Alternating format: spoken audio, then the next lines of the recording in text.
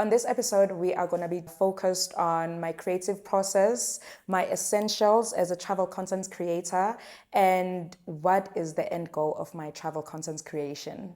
Enjoy!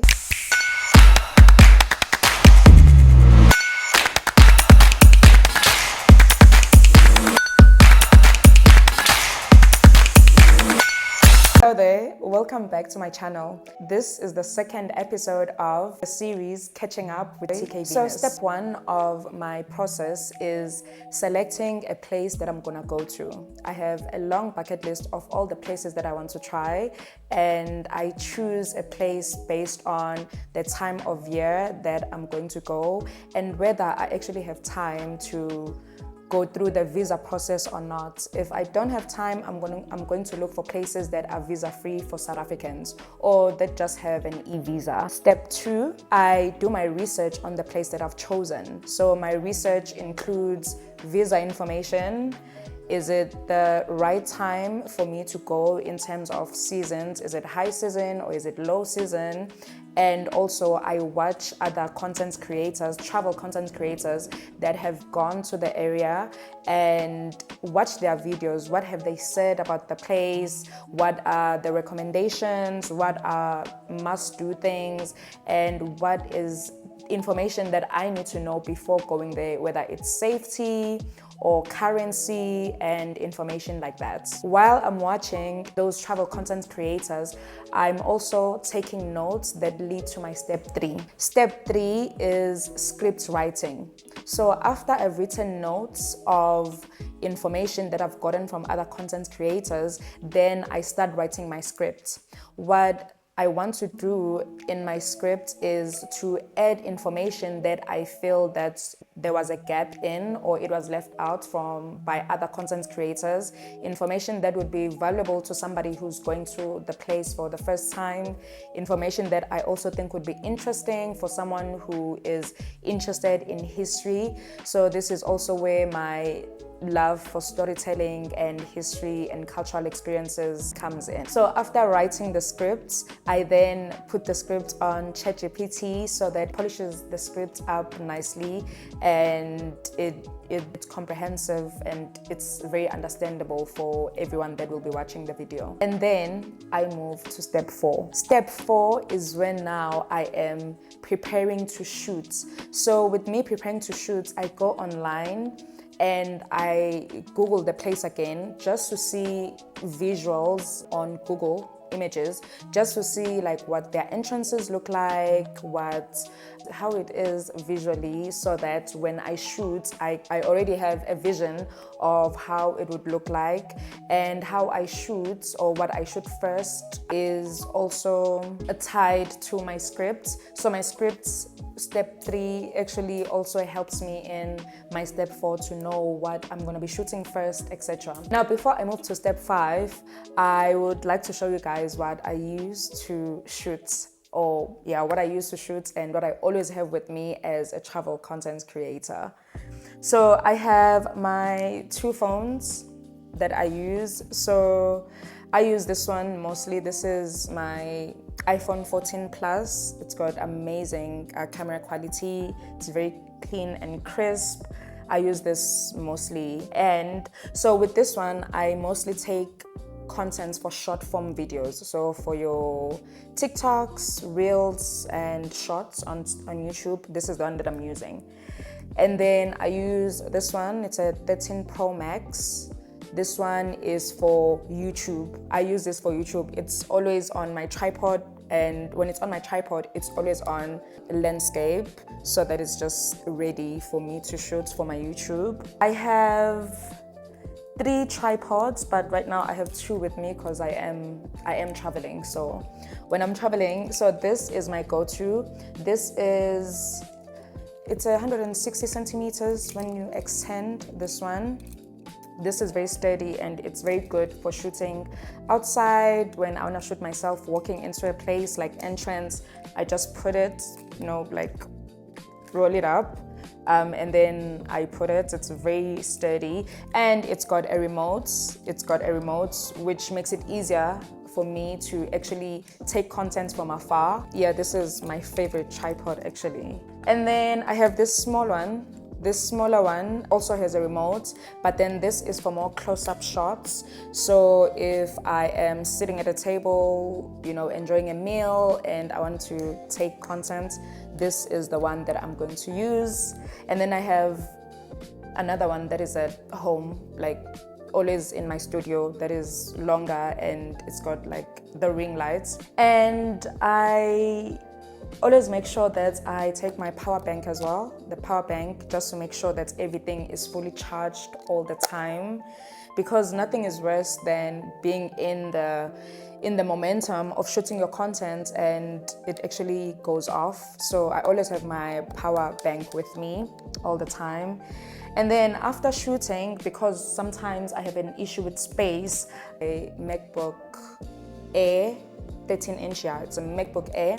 I transfer it here, and then on here I have editing software and I have my editing apps, CapCut, Film Pro.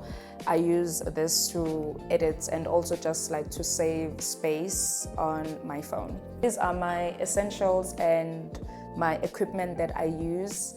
I do have plans to get more equipment like camera, good and nice lights. These are what I use, and just by seeing this, I think you can also see which is going to be my next point, that you don't need a lot to start. Just your phone, tripod and a power bank, you can start with that. And then my fifth step, step number 5, is actually now executing, going to the place and shooting. I really enjoy shooting outside, especially in places that are cultural experiences. For an example, yesterday I was at Lesedi Cultural Village and I got such good content because I was openly, vlogging, and the staff and people around are always so excited and just very curious when they see someone vlogging. And when they are curious and excited, then obviously they come up and they ask questions, and then I tell them, what I do, and they usually offer to actually help me shoot as well, which is very lovely. So like the staff at Lesedi, they were very helpful. They were asking me, did I get that right? So I really like that. And it's not just Lesedi. Everywhere when I'm shooting outside, people are just always so helpful. So yeah, then that is my full-on process. So do I think storytelling is more important than the gear that I use? Yes, I would say storytelling is very important, because you could have the most expensive and crisp equipment, but if there's no flow or if there's no value in what you are shooting or telling someone in your very clean and expensive videos, then I don't think a lot of people would stick around to watch your video to the end. But with good storytelling, it could be very low quality of shooting, but because of your storytelling and what you are teaching or informing people about, then people will stick around. They can take low quality as long as the information that you're sharing is good and you have good storytelling skills. I think one travel experience that actually changed the way that I see storytelling is when I almost got arrested in a foreign country. Yeah, so I almost got arrested in Argentina at one time. It was at the airport because they thought, there was something suspicious in my luggage. And that was a very, very scary experience. And it wasn't fun. Like when it was happening, it was very traumatic and it was very scary. But I think because of my storytelling skills, which is now after the fact, people actually really enjoyed that story. They found it so interesting and enjoyable, and I think it's one of my viral videos. So I think that kind of also showed me, how storytelling can, change certain situations that would be traumatic, but if you're good at telling stories, they come across as very entertaining to people. When I went to Kochi tunnels, that's when my view of storytelling changed, because when I went there, I got to learn more about the history of Vietnam and the American War, which is what everybody knew it as. But then when I was there and I interacted with the locals and people that have Vietnamese that are very clued up in their history and culture, I found out information that wasn't really publicly known about the specific war, like what they call an American war, which is not. So me and my storytelling skills, I started telling that story in my